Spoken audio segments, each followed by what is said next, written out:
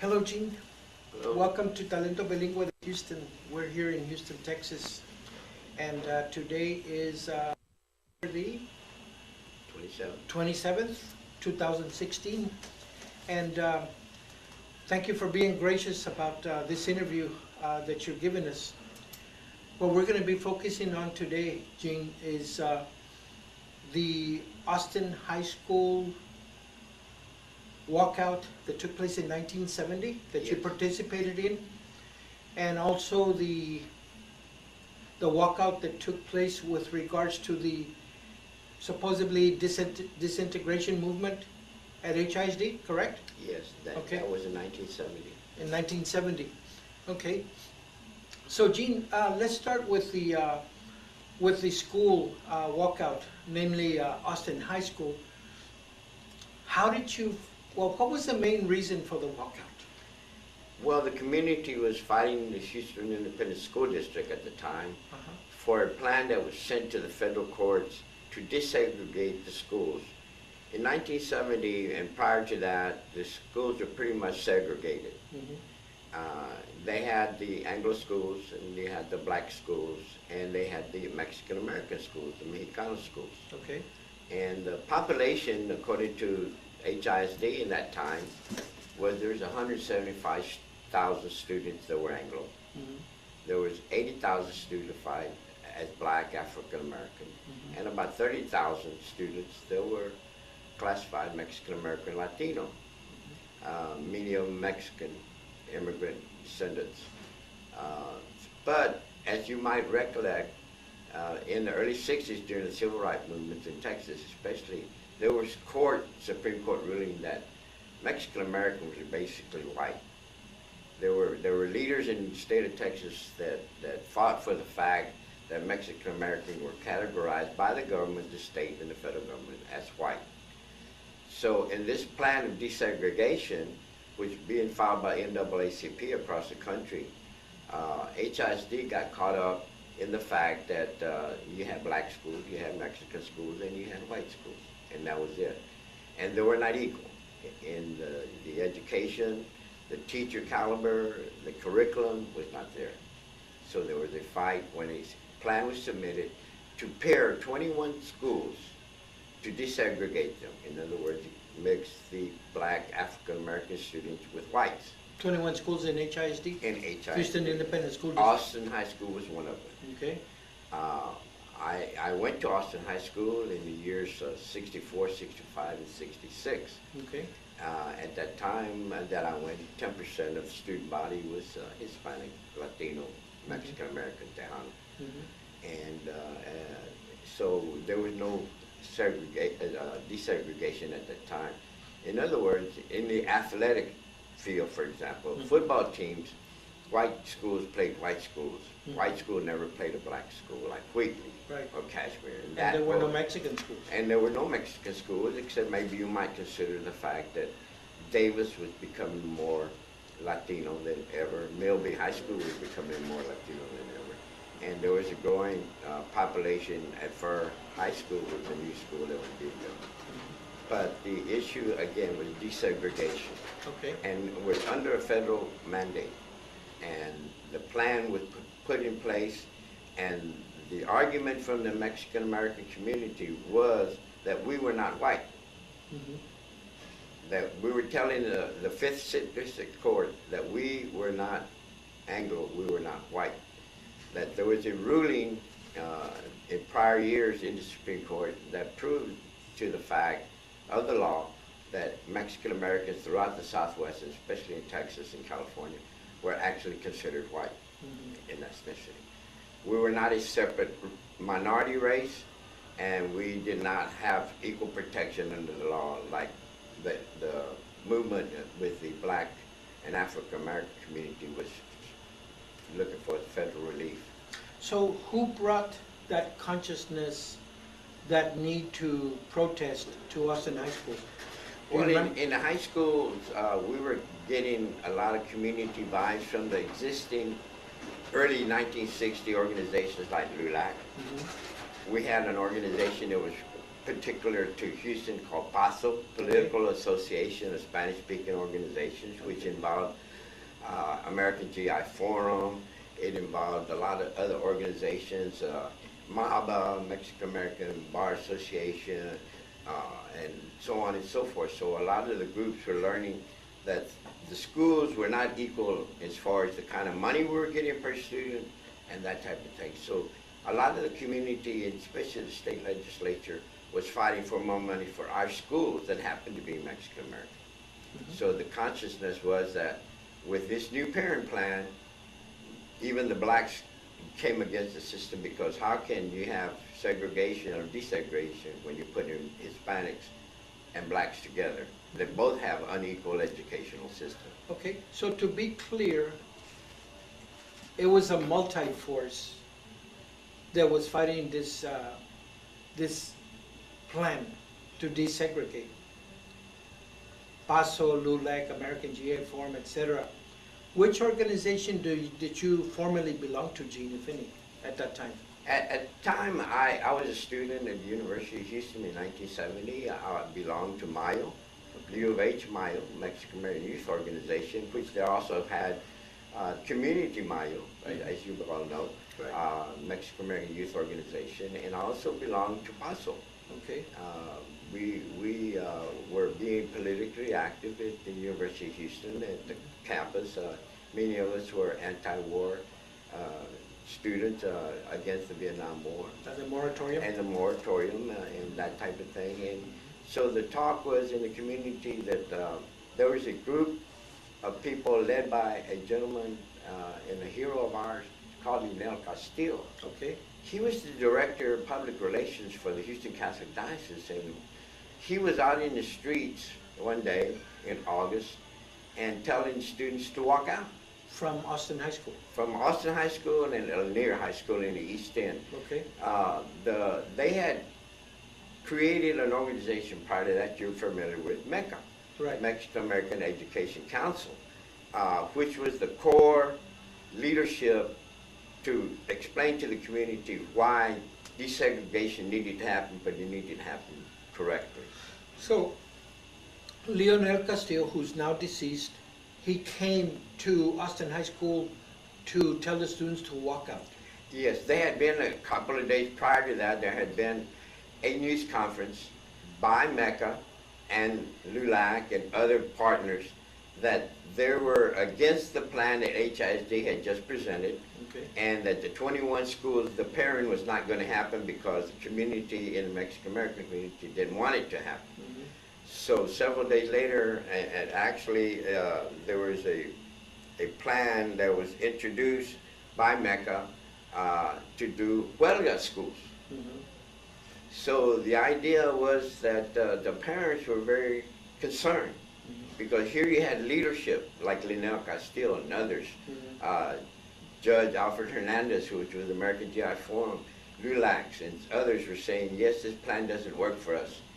As a matter of fact, it's discriminated against us. So where was this press conference held? The one that was held 2 days before the protest? Do you remember?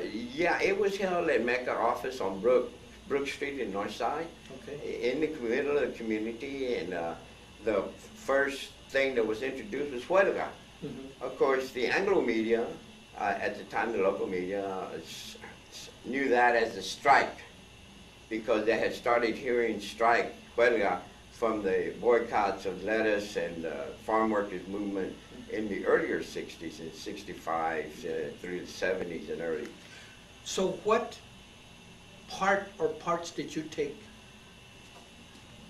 that you were involved in with regards to that protest that took place at Austin High School?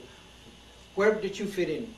Well, as MECA was beginning to organize the huelga, there was over 2,000 students that participated in the schools. The freedom schools, we called them. The media called them huelga schools, okay. Strike schools. Okay. And they needed teachers. They needed volunteers to organize the administrative activity. So you had volunteer teachers from HISD. You had them from the Catholic Church and the Catholic schools, and you particularly had the University of Houston Mayo and other Latino and Hispanic organization at U of H involved in helping the students. And the way we did that was that we got with the teachers of the students that were not going to school for almost 2 or 3 weeks and trying to stay up with their curriculum and teaching the kids at certain, for example, Guadalupe Church, North Holy Name Church. A lot of the Catholic schools that had school rooms, we had classrooms there. Over 2,000 kids participated. Over 3,000, about 500 kids did not even go to regular school. That's besides the 2,000 that went to our school. So going back to Austin High School, where this huelga took place, the protest, I'm assuming that Leonel Castillo was the one who was leading the protest, or not? Yes, he was the one that set up the rules for the school. He's the one that got MABA, Mexican American Bar Association attorneys, and HABA, Houston Hispanic Bar Association, lawyers, to tell the parents that their students would not be arrested, they were not in violation of law, that we were exercising our constitutional right to protest and our civil rights for equal education and equal opportunity. Okay.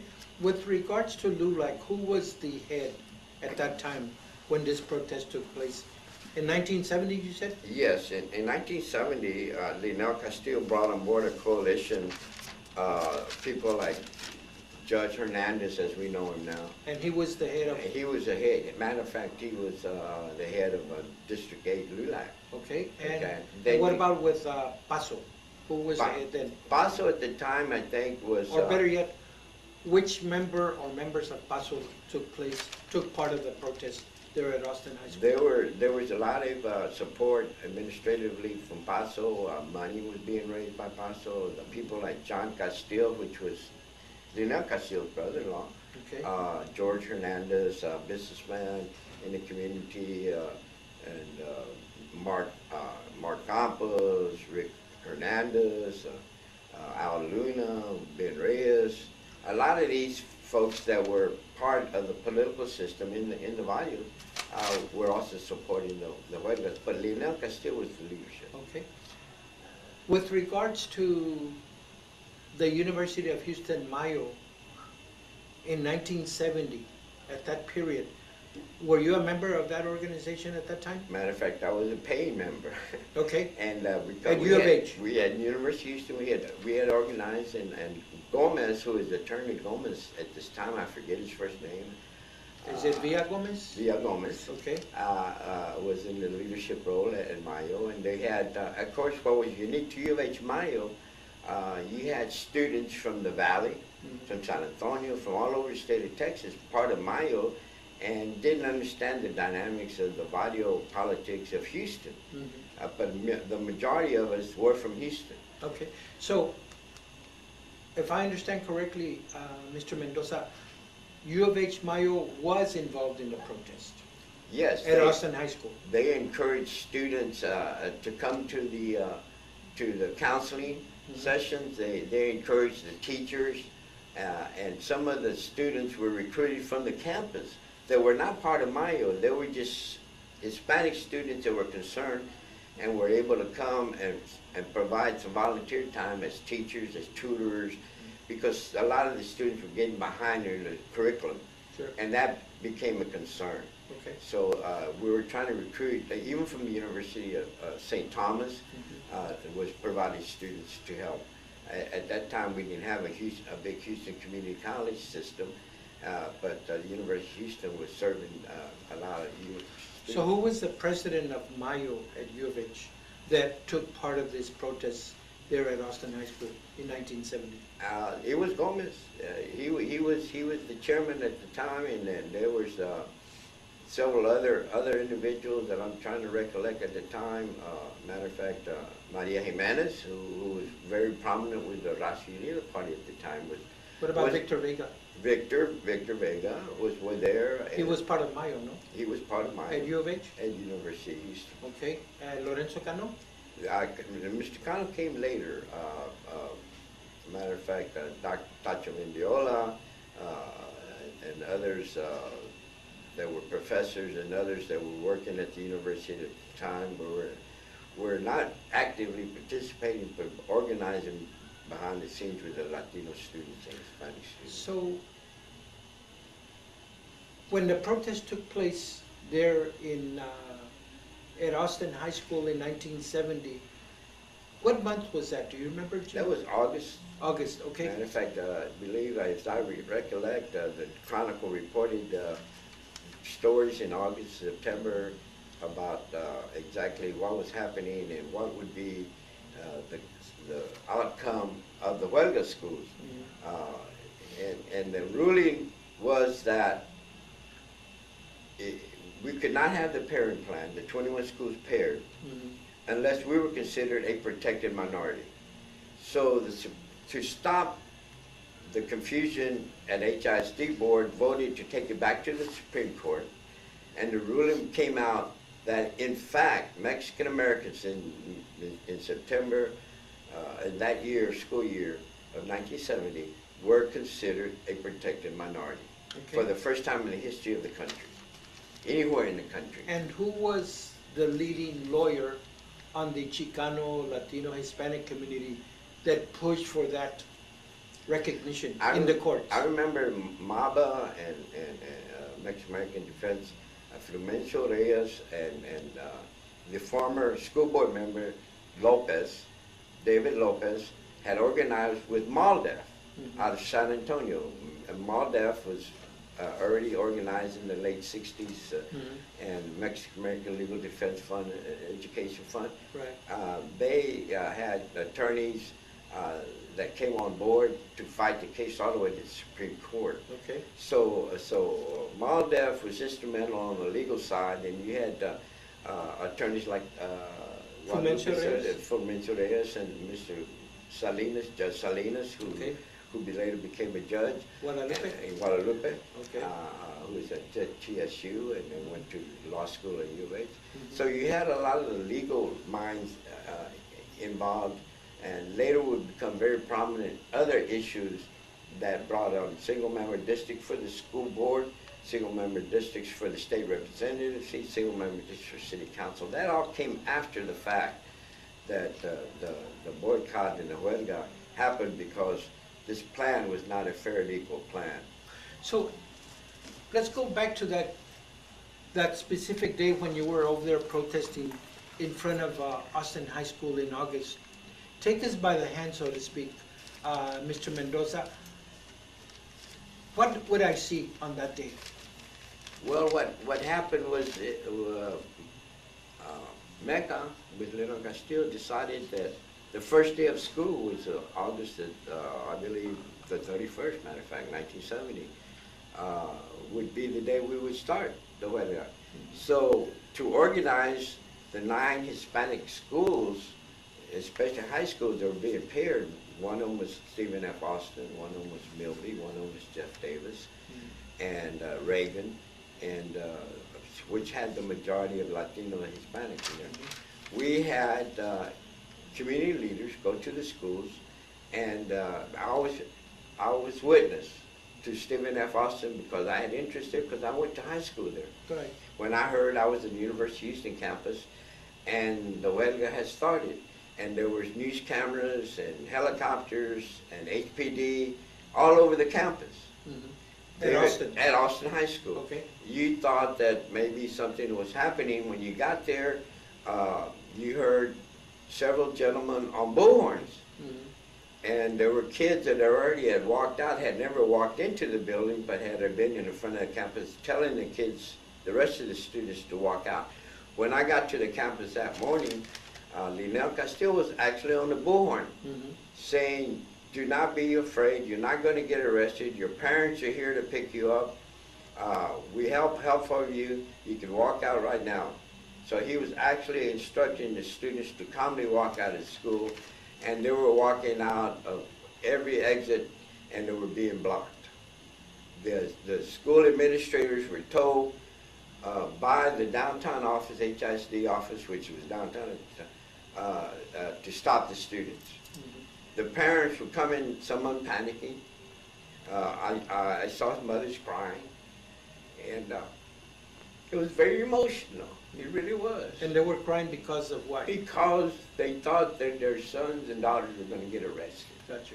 So the attorneys were there in suits, Flumencio and Gomez, and a lot of other attorneys were there, and the HPD was trying to get involved with, but staying back and letting the police department of HISD handle the situation in respects to keeping Linnell and the protesters off the campus. So they actually kept us on the sidewalk into the street. We actually blocked the street in front of us, Dumble Street in school. So as You it said progressed, y'all blocked one of the streets? yes, we blocked the main street in front. The one coming into Austin High School? The Dumble.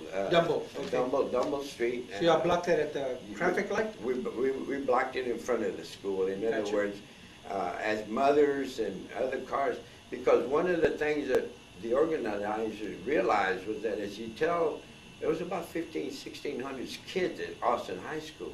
Some of them took the bus to get there. Right. And telling them to come out of school, didn't know how they were going to get home, when we didn't know how we were going to get them home. And so that became a situation when a congregation of students, maybe 400 or 500 students, stayed in the street and were off the campus. Right. Didn't know where to go and what to do. Those students were the ones that were supporting the huelga.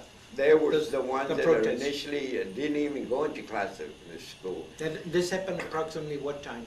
This happened at about 10 o'clock in the morning. Okay. The media was out there, the helicopters were out there. Like I said, HPD was told to stand back, that this was a school board issue, this was a issue that needed to be policed, but that they were ready to arrest people that broke the law and the ordinances, traffic ordinances, and those type of laws in conducting the huelga. The student body then got wind that they were walking out at Lanier Middle School, which is one of the feeder schools to Austin, and Hartman Middle School. That was one of the schools that was in the parish. So the word was getting out quickly through the media that something was going on and students were walking out. The rest of the schools were basically, they didn't call it lockdown back then, but that's what happened. Yeah. As the word got out to the media and to the parents, most of all the schools at HSD were closed.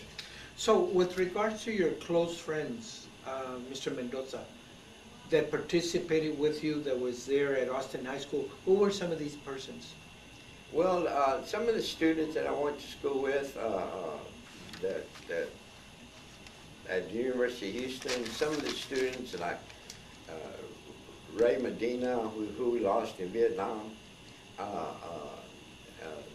Joel De La Fuente, and there were students, and we came from bodies like Magnolia, Second Ward, Segundo, Denver Harbor, and Eastwood, Central Eastwood, and Second Ward. So where were you living at that time? What was your At the address? time I was I was going to University of Houston, but I lived in Denver Harbor. What was your address in your 1138 Majestic Street. Okay. As a matter of fact, one of the community leaders that became Justice of the Peace during that movement was Judge Richard Vada, who also went to Austin High School. Okay. And there was an alumni. Who likes to play golf? Yes, who likes to play golf, and he became the Justice of the Peace at the time. So, another question. As far as Chicano organizations that participated at that event there at Austin High School, can you name some of these organizations? Yeah, you know, LULAC was a big part, simply because they were organizing chapters, councils. Right. Matter of fact, we had Council 22, which was considered Women's LULAC Council. They were very strong group of women that basically, unlike Council 60, which was a supporter, was the first LULAC Council in Houston, which was mostly men, and they didn't allow women at that particular time to be part of the council. And then you had people like my aunt, Sylvia Gonzalez, who eventually became vice president, national vice president of LULAC, which was the council 668, which I became president and member of later on. And then you had people that were new to the organization at Mecca, Mexican American Unity. You had people that were at Chicano Center. You had people that were at Central Aztlan. There was Ray Rodriguez and Edward Castillo, who was Profe. They were there and were familiar with the issues and had done some tutoring programs in the community. So the Mecca group was a younger group. They weren't like they would say in those days, the old Lulackers, old GI Forum. Some of them were actually against the Huelga. They were very conservative. So you had like three groups in the community, in my opinion. So the ones that were against the Huelga were the old timers of the American GI Forum, you said? Yes. LULAC? Some of the LULAC chapters. And PASO? Some of the PASO members were split. See, because basically, and then you had the more liberal leftist group, and I was never really a member of, but I supported some of their causes. Raza Unida was organizing in the community a lot at the time. Were they part of the Huelga? They supported it, but they wanted to be more militant to it, and Linnell coalesced with them and got their ideas, but never had leadership from Raza Unida. There was elements of Raza Unida, for example, at the University of Houston, there were Students for a Democratic Society, which basically were the communists, and they wanted to come and get involved. So the people from the American GI Forum, from LULAC, who were opposed, who were in opposition to this Huelga, what do you remember was the main argument that they used not to support the Huelga? Well, that nothing would become about it, and that there would be riots, that the students would get in trouble and get arrested, and there would be no control of the walkout. The walkouts were all peaceful. The walkouts were maneuvered at the time to tell the students that they were going to get help, counseling, that they were going to get help with legal defense if needed be. And so a lot of the parents became supportive of the organization Mecca, which actually became the leader in that organization. And who was leading Mecca at that time? I'm not real sure at the time. I was trying to remember. I know that. Or who was involved in Mecca at that time that you remember? Well, it was mostly people that Leonel Castillo had recruited from University of St. Thomas and University of Houston, Our Lady of the Lake University, a lot of university students, because as you might remember some of his history, he created Hispanic International University. Correct. At the time. So was Mecca founded in Houston or where? No, Mecca was founded in Houston. Okay, okay. And where was their office at that time? It was in Brook Street in the north side. It was called the People's Center, and there was a building there. There was also a Presbyterian church involved. I'm not real sure about that Presbyterian church, but they offered the building. Yeah. It was at the Juan Marcos? Juan Marcos. Yeah, yes, that's what it was. Do you remember, Gene, where Mecca's address was on Brooks? Do you remember the address by any chance? Matter of fact, I have it written down, and I seem to kind of lost track of it here, but yes, I do have. I have the note of where Mecca was at. Oh gosh! I'd like to visit that building if it's still there. I have it. I just have to look through these notes. I know that I wrote it down because it was on Brook Street, and I'll have to get it to you. But I have it. I have it maybe here in my notes. I can't just say it. Here's another question. With regards to that protest at Austin High School, what do you think was accomplished politically and socially? Well, the the events spurred a lot of activity in the community. It had already spurred the protest by Hispanics in every level, whether you were conservative Lulaker or a Raza Unida supporter or a Democratic activist. A lot of activity was being formulated, and MALDEF was fronting a lot of the legal action. For example, since we had taken on HISD, and one of the problems was we had no representation because they voted all the trustees at large. That meant the whole district voted for each individual. So we filed a lawsuit for single-member districts for ISD, and as a result, Hispanics got elected. Matter of fact, some of them On the board? on the board. Who were some of the first ones that got elected? I know that Of that time? at that particular time, I can remember Tina Reyes because she had been appointed after the boycott and the huelga schools to run the bilingual education department of HISD. Okay. And she was actually an employee of HISD. Okay. And then when the rulings happened with the Supreme Court about the school district having single-member districts, she ran for district that was mostly Hispanic and lost to David Lopez, who became the first HISD school board member in that time. I And believe what year he was was an that? attorney. What year was that? That was in 1972. 72, David Lopez. Yeah. Okay. And he served 4 years.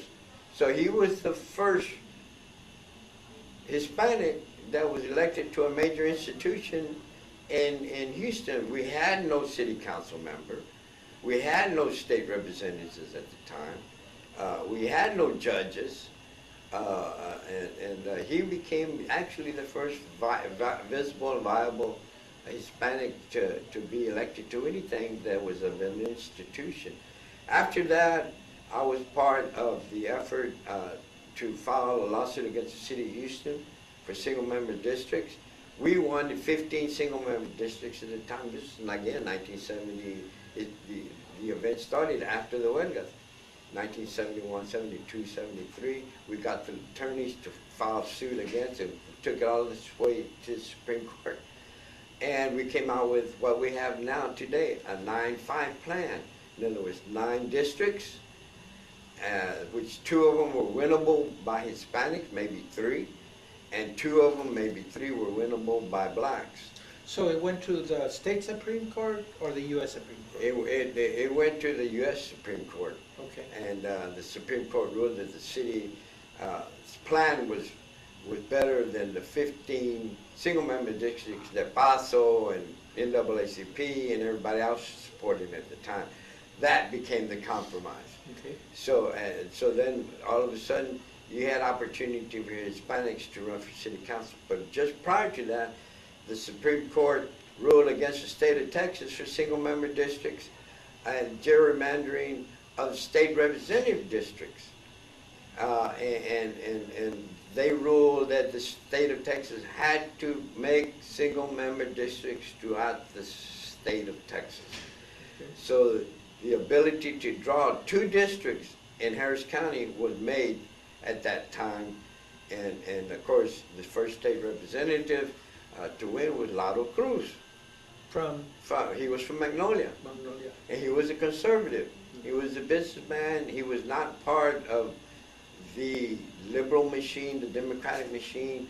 And so it was a coup, so to speak, for the conservative, the old school community leaders of LULAC and GI Forum and everything, because he served their interests as very conservative. So in other words, Gene, the picture that you're painting with regards to what happened as a result of that huelga in 1970, people became more politically involved in Houston. The politics became that now you could elect a state representative. Now you could elect justices of the peace. Matter of fact, Raul Martinez from Denver Harbor was the sergeant at the HPD jail became the first elected constable in Harris County, for example. And so all of those names and individuals we could vote for became to organize. And then you even had attempts, and I was part of that attempt, to recreate what had been created in the late 60s, El Concilio, the Council of Hispanic Organizations. Was that at U of H or where? That was in a community. Okay. That was an effort to try to get every organization that had a nonprofit status or a legal status of being an organization with a board of directors. Well, I heard about Concilio at U of H. Wasn't it there as well? There was a concilio that was formed to put together all the student organizations that happened to be Latino. Okay, and do you know who was heading that organization? Not really. Concilio at that time? At that time, I know that Mayo was leading the charge for it, and the concilio president at the time, oh gosh, who was he? He became the student body president of the University of Houston. I'm trying to think of his name. We're not talking about Victor Vega, right? You know, Victor was involved at the time, but there was the concilio president that was elected by all the Hispanic organization, University of Houston, at that time, because I graduated in '71, December, Of U of H? at the University of Houston, and right at that time in '71, '72, he became the president of the University of Houston student body. I'm trying to remember the name. I believe he's an attorney now in Houston. But you had... It's not Isaias Torres, right? No, I apologize, but I can't remember the student that was that. But it was part of the concilio.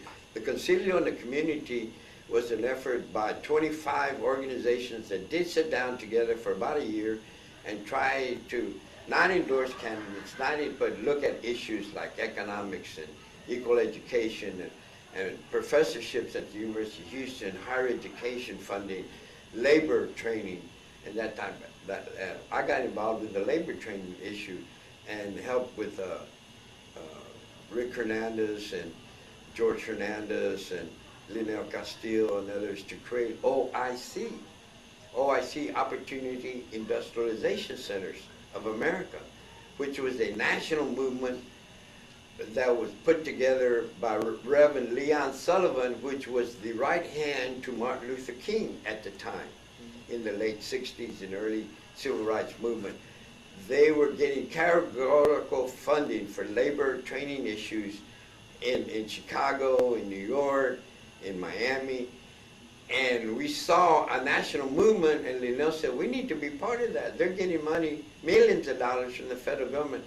The only organization that had gotten any categorical funding for training was SED, Jobs for Progress.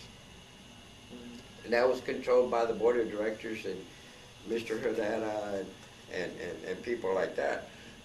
But getting back to the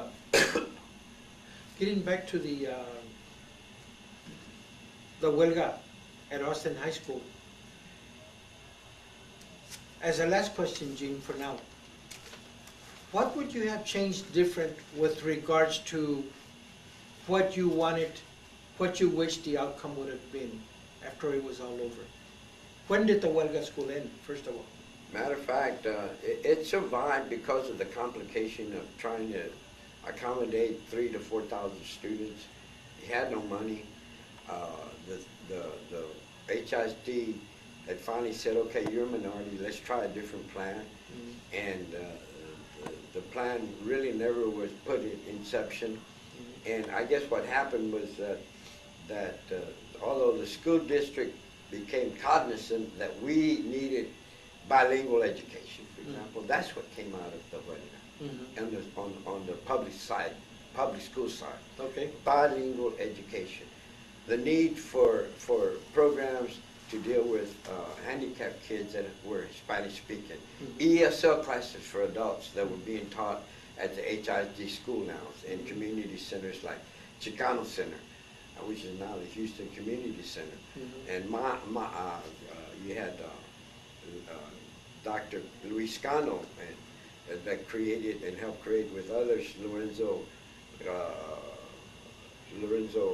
Cano? no, the gentleman that was Nifa's son. Okay, I didn't know. Yes. They created AMA, Association for Mexican Americans, out of that because they started a dropout school, and that was part of the weather because a lot of the kids didn't go back to school, and they were being captured through the AMA program, the George I. Sanchez School. Right. So Dr. Cano created that, and so there was a lot of spin-off from the huelga. And I think what happened was that the community began to split up in three pieces, really, politically. The very conservative, that there were even groups from that conservative group that didn't like the Democrats, became Republican chapters of Hispanic organizations, and then you had the rise and I call not the fall, but the downturn of Raza Unida, which are the more activists, and then you had the Democratic activists.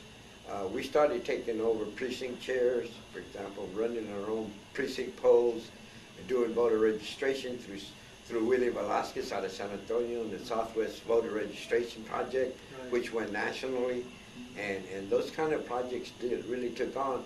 But the participation, for example, like in this political year, is barely 15% of the voting population of Hispanics in the state of Texas. You have over 2.5 million Tejanos registered to vote. But the huelga was the catalyst.